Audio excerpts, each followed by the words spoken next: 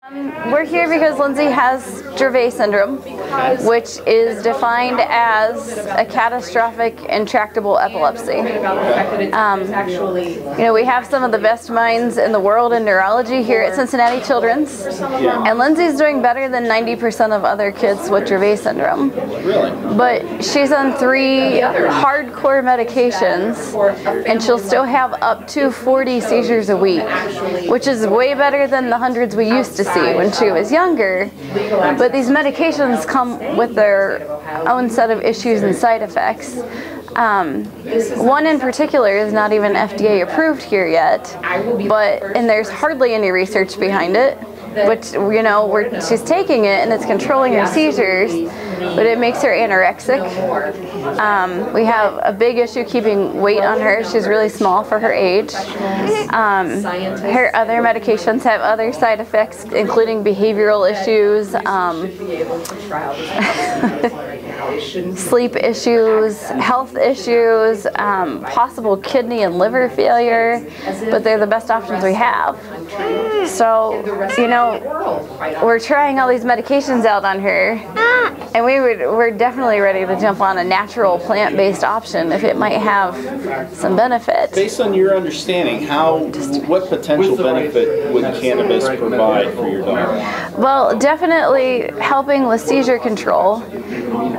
We have quite a few Dravet families that are in Colorado, and they have their children on the CBD oil, and some of them even on the low levels of THC.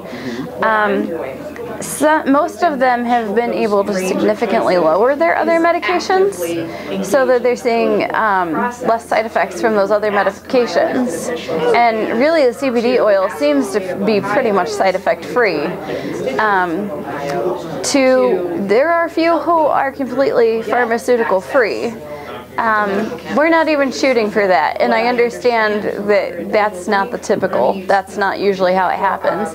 But if we could just lower it a little bit, that would be amazing. She's functionally nonverbal, and she doesn't have any, her speech center on her MRI looks typical.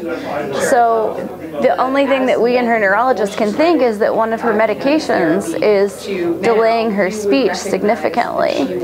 I mean, it would be amazing if we could lower that down and still have seizure control, but she could communicate with us more effectively. Yeah, exactly. So for the people against it, we've been involved for 3 years with this. I've seen countless groups try to get something on the ballot, and it hasn't happened. So I don't see us getting a better bill, and she needs this. There are kids who are in Colorado who need it even more than she does. They would love to come back home to Ohio to their friends and family and their jobs.